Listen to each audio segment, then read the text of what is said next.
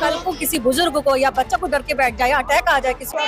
हमारे बच्चे और हम बहुत परेशान हैं। हमारे घर में वृद्ध लोग हैं और बीमार हैं, उनको बहुत ज्यादा दिक्कत होती है।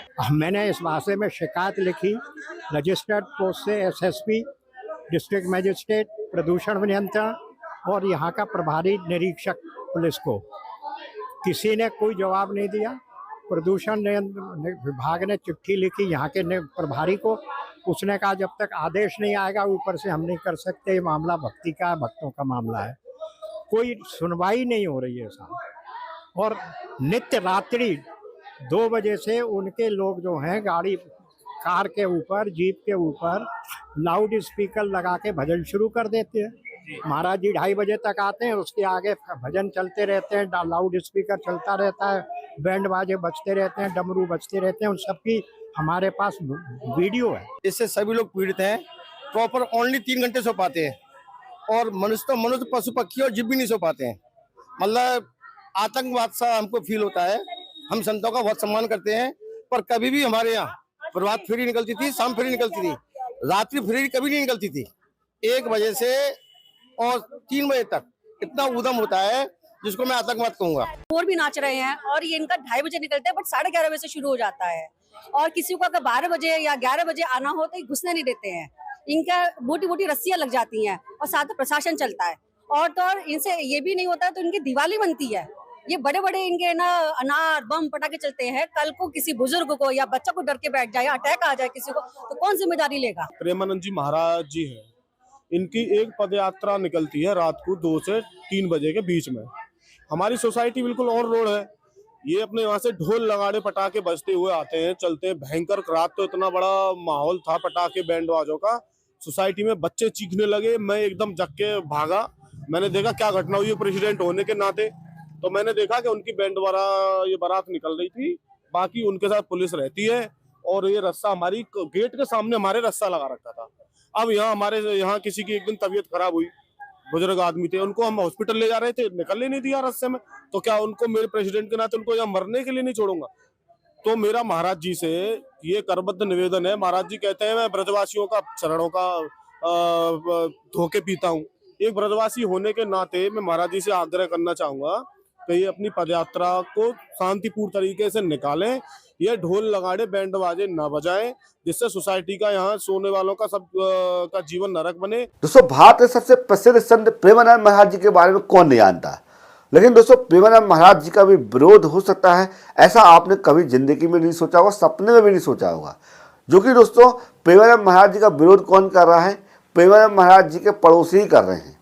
पड़ोसी कौन? जो कि दोस्तों पैदल यात्रा जब निकलती है, पद यात्रा कहा जाए दोस्तों, प्रेमानंद महाराज जी की प्रतिदिन पद यात्रा निकाली जाती है। अब वहीं पर जो रहने वाले स्थायी लोग हैं वो किस तरह से दोस्तों प्रेमानंद महाराज जी का विरोध कर रहे हैं, आप देखेंगे तो आपको भी आश्चर्यचकित हो जाएगा कि किस तरह के लोग हैं जो मतलब प्रेमानंद महाराज जी का विरोध कर रहे हैं। वो भी विरोध इसलिए हो रहा है क्योंकि ध्वनि प्रदूषण की वजह से। ध्वनि प्रदूषण इसलिए दोस्तों, जो वहाँ पर दोस्तों उनके दर्शन करने के लिए आते हैं प्रेमानंद महाराज जी के, वो लोग क्या करते हैं दोस्तों, तरह तरह के इंस्ट्रूमेंट लेके आते हैं। कोई ढोल लेके आ रहा है, कोई बैंड बाजे लेके आ रहा है, कोई डीजे बजा रहा है, कोई बाकायदा आतिशबाजी कर रहा है। और कुछ लोग अपने बच्चों को तैयार करके लेके आते हैं भगवान की वेशभूषा में। कुछ लोग बाकायदा रोड में रंगोली बनाते हैं, कुछ लोग फूलों से सजाते हैं। तरह तरह की चीज़ों को मतलब प्रेमानंद महाराज जी को रिझाने के लिए और उनका आशीर्वाद प्राप्त करने के लिए वो कार्य करते हैं। लेकिन उसमें क्या होता है, उस बीच दोस्तों जो साउंड इकट्ठा होता है, जो मतलब हल्ला होता है दोस्तों, वहाँ के रहने वाले लोग बहुत ज़्यादा परेशान हो गए। तो वो उन्होंने बाकायदा आंदोलन करना शुरू कर दिया। और प्रेमानंद महाराज जी इतने मतलब दयालु हैं, इतने मतलब भाई संत तो दयालु होते ही है। लेकिन दोस्तों उन्होंने तुरंत ही एक सूचना जारी कर दी सोशल मीडिया में कि अब अस्थायी रूप से जो पद यात्रा है वो स्थगित की जाती है।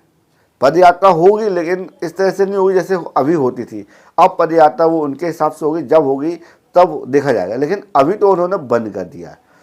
कुछ लोगों के विरोध करने से दोस्तों लोगों के अंदर थोड़ा बहुत गुस्सा भी है। आप कमेंट पढ़ेंगे, लोगों के विचारों को जानेंगे तो तरह तरह के लोग कमेंट भी कर रहे हैं कि भाई इस तरह की जो इस क्षेत्र में रहने वाले लोग हैं, अगर उनको दिक्कत जा रही है तो वो कहीं और कमरे ले लें। बहुत सारी चीज़ें ऐसी लोग कह रहे हैं।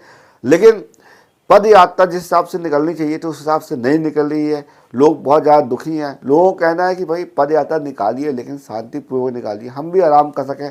हम भी थके हारे आते हैं, काम धंधा से करके आते हैं, हम भी बहुत सारी चीज़ें, हमारे घर में पेशेंट्स हैं, माता पिता सियाने हैं, उनको साउंड से दिक्कत जाती है, तो बहुत सी चीज़ें लगी हुई हैं।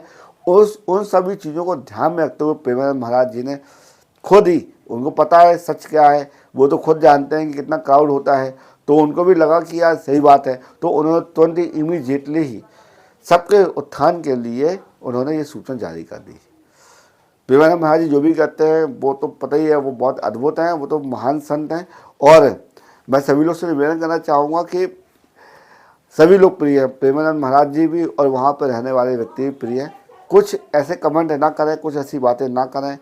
वृंदावन बहुत पवित्र क्षेत्र है, भगवान श्री हरि विष्णु भगवान का वो निवास है। ऐसे क्षेत्र में रहने वाला हर व्यक्ति हमारे लिए पूजनीय है और हम सभी मैं खासकर और जितने भी लोग हैं सभी लोग, हम वृंदावन वासियों का और ब्रजवासियों का और वहाँ के रहने वाले साधु संतों का दिल से नमन करते हैं।